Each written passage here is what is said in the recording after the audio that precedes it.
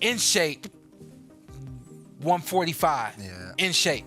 You know what I mean? So this is different from a Crawford coming up to 168, but we know his walk around weight is probably 170, 180. Tank Davis, only shortcoming, pun intended, is his height. He's 5'5" with a 67-inch arm reach. But as you can see here, he's working on his versatility. Terence Crawford reportedly visited Gervonta Davis ahead of his upcoming fight with Jake Paul, offering valuable training tips and strategic advice. The two champions were said to have exchanged techniques and discussed various fight strategies, displaying deep mutual respect. Crawford expressed his full support for Davis, praising his exceptional talent, discipline, and work ethic. He even remarked that if Davis ever wished to face him in the ring, he would gladly consider it, not out of rivalry, but out of respect for the sport of boxing. Gervonta Davis speaking about you. Is that ever a possible fight?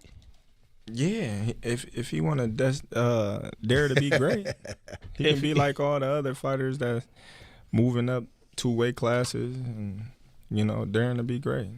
You would fight him. Man, tell him to come up there. He got to come to win 54. He said I got a glass chin, so tell him to come and touch it. Wow, man. Gervonta said you got a glass. He said I got a glass chin. Tell him to come and touch it. At 147? At 147. I'll make 147 for him. Ooh, see, oh, man. You're going to have a pre-camp. Then what the people going to say? Oh, he's beating up on little guys. I don't know. Gervonta Davis appears to be taking inspiration from Terence Crawford, one of boxing's most technically refined fighters. Crawford's preparation for Canelo Alvarez drew attention for his seamless stance switches, exceptional balance control, and unpredictable rhythm. Now, Tank seems to be following a similar approach. Recent training clips show Davis experimenting with advanced footwork, shifting angles, and even switching stances mid-combination, a technique rarely seen from him before. Observers believe he's not only learning from Crawford, but also drawing influence from Jaron Boots Ennis, known for his ability to fight fluidly from both stances. This transformation suggests that Davis is preparing to shock everyone in his upcoming bout against Jake Paul. Right. This is scary. Gervonta Tank Davis is working on his versatility. We already know he has that ultimate equalizer, that special God-gifted one-punch knockout power. But he also can box. Gervonta Tank Davis, he's very durable, has a chin, never seen him visibly hurt. Gervonta Tank Davis also has great footwork and foot placement. And here you see Gervonta Tank Davis' only shortcomings, pun intended, is his height. He's 5'5" with a 67-inch arm reach. But as you can see here, he's working on his versatility. He's now working on fighting orthodox. He's naturally a southpaw. Now he's working on fighting orthodox. Great switch hitters, no Diddy. Showbiz the Adult, a well-known boxing commentator, stated that the upcoming fight between Gervonta Tank Davis and Jake Paul must remain exciting. He explained that many fans expect it to resemble a light sparring session, with both fighters taking it easy to avoid embarrassment. However, he warned that if the bout plays out that way, it could instantly destroy both of their careers. According to Showbiz, fans would lose interest and never pay to watch them again. With Tank and Jake both commanding massive audiences that crave excitement, this fight cannot afford to be cautious or dull. It must deliver real intensity, because if it doesn't, all the hype surrounding it will disappear in an instant. Ending. It could be career ending. Jake Paul can end his whole shit. That's the black. Tank can end Jake Paul's whole shit. And if that fight is meh, and it's just a sparring session that's tit for tat, their shit's over. Because people are going to be pissed that it's exactly what they expected it to be. They can't do that. If they do, their career's ruined. Jake Paul's career's ruined, and Tank. If they make it meh and just touch, both their brands suck. That's the black two sugars. You mess around and that bell ring, and you see little Tank and you see Big Jake and he's throwing a jab and little Tank making a miss and bam, and y'all gonna be like, whoa, say I'm lying. Y'all, you know what?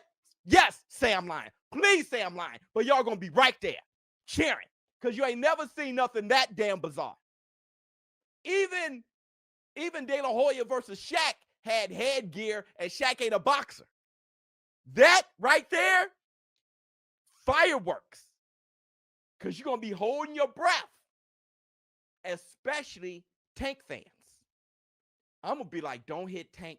You're going to see Tank little ass legs. He's going to, and big ass Jake, big legs and big ass head. Keith Thurman highlighted a clear truth about Gervonta Davis and his critics. He pointed out that the very people who constantly criticize Tank are the same ones who never miss his fights. They claim his performances aren't good enough, yet they tune in every time he steps into the ring.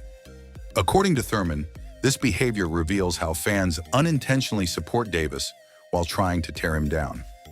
Their constant attention, even when negative, only amplifies his presence in the boxing world. Every time they label his fights as disappointing, they end up giving him more exposure and keeping his popularity alive. Really not happy with Tank. First off, don't watch Tank. Don't do it. You know what I'm saying? You support it, then what you doing? You can't not support and support at the same time, right? So if you're a boxing purist, then this fight with Roach is really more for you. It's going to be more up your alley, you know? If you just like all entertainment, all fights, all hypes, all everything, then you're going to want to tune in to the Tank and Paul show there, you know, because that's all for entertainment. What is it? For entertainment purposes only, right? It's just say like somewhere in the small print of the promotion. For entertainment, don't do this at home, kids. You know, fine. Disclaimer. Yeah, disclaimer. For entertainment purposes only, you know. So you know, it's money-making purposes only. You know, it is what it is, people. When Claressa Shields remarked that the only fight that made sense for Gervonta Tank Davis was against Shakur Stevenson, it didn't sit well with him. Tank responded coldly, saying, "No one has the right to tell me what to do." His message was clear. If people want to be fans, they should just be fans, not managers. This reaction seems to come from a deeper place. After his draw against Lamont Roach, many of his own supporters turned on him online, calling him overrated. That criticism clearly struck a nerve, and now he's done living up to anyone else's expectations. His mindset is simple. He fights on his own terms, not for approval. Pretty much the only people that can beat him is Shakur Stevenson, and I don't know who else he said. She thought that at a point in time that Devin Haney could beat him, but now she doesn't believe that. But so really the only fight that there is for Gervonta Davis is Shakur. What a mighty, mighty convenient argument. And Gervonta Davis responded. And basically his response was, "Come on, girl, stop talking about me so much because you're making me feel like I'm special." Right? So he pretty much just, you know, kind of blows it off. But I really think that there's something much deeper going on here. And it is that this, and I said it again, I said it in another video, I'll say it in this one, the Bud Buddies. The Bud Buddies are a crew of boxers that all hang around and worship Terence Bud Crawford. And the main two members of it, besides the people that are actually in Terence Crawford's camp, as fighters are Shakur Stevenson and Claressa Shields, without a doubt. Claressa Shields is a huge backer of Terence and a huge backer of Shakur Stevenson. At the end of the day, the only thing she really cares about is what's in the best interest of Shakur Stevenson. And anything and everything she say is angled that way to get Gervonta Davis to do something that Shakur Stevenson wants him to do, which is... The matchup between Gervonta Tank Davis and Jake Paul doesn't follow the structure of traditional boxing. As many analysts have pointed out, fights like this don't represent true competition. They exist somewhere between sport and spectacle. What makes this bout particularly questionable is that both men are still in their primes. Exhibition matches usually make sense when fighters are past their peak, like Mayweather's recent events. But in this case, both Davis and Paul remain active, capable, and still climbing their respective ladders. This makes the event even more unusual, blurring the line between a legitimate boxing contest and a viral entertainment stunt. Like this, with fighters pretty much in their prime. But other than the size mismatch, most people are wondering why has Tank taken this fight? And those were the first questions targeted to Tank in this presser. Because usually these sorts of bouts are relegated to the latter part of your career. And for most Gervonta Davis supporters, they thought they would get the big fights next, the Shakurs. They didn't think he would be fighting Jake Paul. Although Tank tried to push it off as fans should just be happy watching the sport and hey, haters will be haters, I think that's quite unfair to the people who have been loyal supporters of him and honestly have paid his bills. He tried to compare the level of criticism he gets to the likes of Mayweather, but the difference is with his mentor Floyd, he really did fight a lot of champs in their prime. Has Tank? Well, not really. The most notable fight he's recently had that the people actually wanted was the Ryan Garcia fight, and the only reason he took that fight was because everything was on his terms. And other than the Ryan fight over the last couple years, it's either been people who aren't in his weight division, which he's pulling. Another major concern surrounding this fight is the massive weight difference between the two fighters. Jake Paul typically walks around at near cruiserweight levels, while Gervonta Tank Davis usually competes between the lightweight and super lightweight divisions. That's roughly a 60 to 70 pound gap. Exactly the kind of mismatch the boxing system was designed to prevent. There's a reason weight classes exist, to protect fighters from unequal power, strength, and potential injury.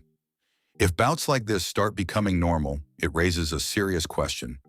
What's the point of having divisions at all? Even if labeled an exhibition, the physical imbalance makes the matchup risky and potentially unfair. I think there's no rehydration clause, which I don't believe there is. He'll probably weigh around 215 pounds in the ring. That means there's a sort of a 60 to 70 pound difference between the two men in the ring on fight night, which is absolutely enormous. There are weight classes for a reason in boxing, and this is the sort of thing that is typically not allowed or permitted. And like I said in my intro, it goes to the heart of that key question in boxing, which is how big is too big? It's the reason that the pound for pound list exists, where we kind of imagine if everybody was the same size, who's the best, who's number one? And it's a debate that rages on and on and on. And so when I see a fight like this, I think the hardcore boxing fans, generally speaking, have felt frustrated by it. Yes, because we want Gervonta Davis as part of the actual sport, competing for world titles against the other elite guys in his weight class. But also because if he gets knocked out and loses to Jake Paul, it creates this illusion that Jake Paul's much better than he actually is. And so I guess the question for me is, can Gervonta Davis beat Jake Paul, or will Jake Paul simply be too massive? Can Jake Paul use his size, or will Gervonta Davis simply be too skilled? What's the answer here? And in trying to answer this, I looked to history. And there's one fight that immediately popped out of my mind, and I thought, I wonder what the size difference was there. In fact, it may even be more significant. And it was, and the small guy won. Some of you might be thinking about it right now. It's when David Haye took on the monster, the absolutely ginormous human being, Nikolai Valuev. The outcome of Jake Paul versus Gervonta Tank Davis isn't just about who's stronger or more skilled. It's about the direction boxing could take in the future. If Jake wins, it could open the door for more exhibition-style matchups between influencers and professional boxers. That shift would pull attention away from championship-level bouts and towards social media-driven spectacles. Fans might start believing that traditional boxing is dull, preferring drama over discipline. On the other hand, if Tank wins decisively, it could help restore balance, reminding audiences that true boxing skill still matters more than celebrity hype. Despite the criticism, most people secretly want to see how this fight unfolds. Many fans find regular boxing matches slow or predictable compared to the chaos Jake brings. His fights are wild, unorthodox, and full of unexpected moments. Adding Tank into that mix makes it even more explosive. People who've stopped watching traditional boxing might tune in again, not because they care who wins, but because they crave entertainment. As strange as it sounds, this fight reflects what modern fans seem to desire most. Something chaotic, unpredictable, and controversial. Just hate it, the algorithm loves it, and both will watch. It's not just who wins, it's what wins. Will the entertainment value or the ring IQ come out on top? Because if Tank dominates, the meme dies. Jake Paul survives or hits it big, we see new rules are going to be written in real time. Me, you, maybe everyone at some point has been that bigger guy thinking that I'll just bully him. Jab, slip, liver shot, sat me down real nicely. Size helped until it didn't. All I'm saying is, let's not dismiss something because it looks weird. Many fights get decided by the details. Feet before fists, timing before muscle, discipline before clout. Look, Tank wins if he stays Tank.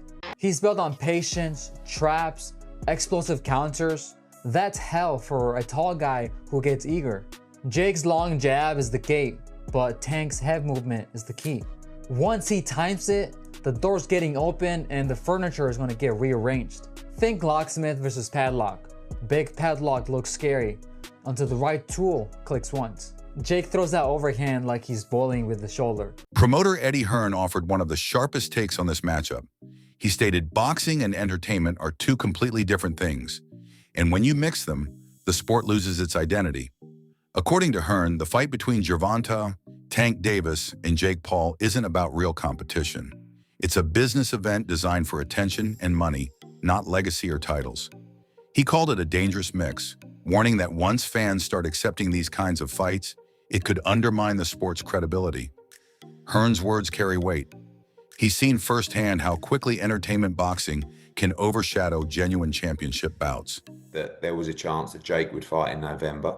I think, wasn't I the one that broke Jake Paul against Gervonta Davis 6 months ago or something? I knew that they'd agree that deal. I didn't know they were about to announce it then, but I did know that they'd agreed that deal previously. So I don't like it, if I'm honest. I mean, I think we need to really differentiate between boxing and an entertainment concept, and that's what that is. It's a freak show. It's entertainment. It's a lightweight fighting a cruiserweight. You know, with, I don't know, is it bigger gloves and certain minutes per round? I don't know what it is, but, you know, I understand the market and I understand this freak show shock kind of the world mentality of people potentially tuning in. Is that a step too far? Maybe. I mean, I hated Jake Paul against Mike Tyson, but it did massive numbers. I hate Jake Paul against Gervonta Davis. It'll probably do massive numbers. So that's when you really have to differentiate yourself between, just because you don't like it doesn't mean it isn't going to do good. Former champion Sean Porter shared a more personal perspective on Jake Paul's rise in boxing. He explained that most fighters accept Jake's offers for the money, not for respect. The paydays are huge and few boxers can turn them down. However, according to Porter, Jake still hasn't earned genuine admiration within the boxing community. The respect he receives is mostly surface level. People acknowledge his business savvy, not his boxing ability. Porter noted that Jake's team understands marketing better than most, but true recognition in the sport only comes from facing and defeating elite opponents. Something money alone can't buy. Every aspect of this fight reflects how boxing is evolving into a business-first sport. For Jake, it's another opportunity to prove he belongs among real fighters. For Gervonta Tank Davis, it's a test of how far his brand can extend beyond the sport itself. Both are marketing powerhouses in their own right. But while Jake builds his fame through spectacle, Tank builds his through skill. I like, when it's all said and done and when you guys go off, they go into the next man. So if y'all can make a big payday, go get that payday. The sport of boxing don't love you. That's the problem with this sport. It's like, what Jake Paul did, man, it's crazy, but people getting paid off of it. Yeah. So if he can call any one of y'all out and y'all can get that payday, I say go get it, baby. I'm not mad at it. For me, and I'm not mad at this move at all for Tank Davis, but I think when it comes to boxing fans, there's an essence that comes with this sport, and it's an essence that hasn't been lost, unlike other sports. For an example, with football, we come from the hitting days. Yeah. Can't hit nowadays. You know what I mean? So boxing hasn't lost its essence. You know, they're trying to make it safer and, you know, all those sorts of things. But there's still this pureness to boxing that really doesn't exist in sports anymore. But it's still there with boxing. I think that's why people have such a problem with this kind of move from Tank Davis. Is it more the heart? How do you guys feel being boxers? Man, like once you hear the numbers, I'm like, they're talking, like I don't know the official one. They're talking about like 100 mil. Oh, damn. Like, They're talking about these insane numbers. Like I'm gonna be like, don't take that. I'm not gonna tell another man not to take that type of check, especially for something like that. It's not on your official record. It's an exhibition. I'm not gonna lie here and act like I'm not gonna say yes to 100 million or something like that. That's it for today's video. Stay tuned for the next one.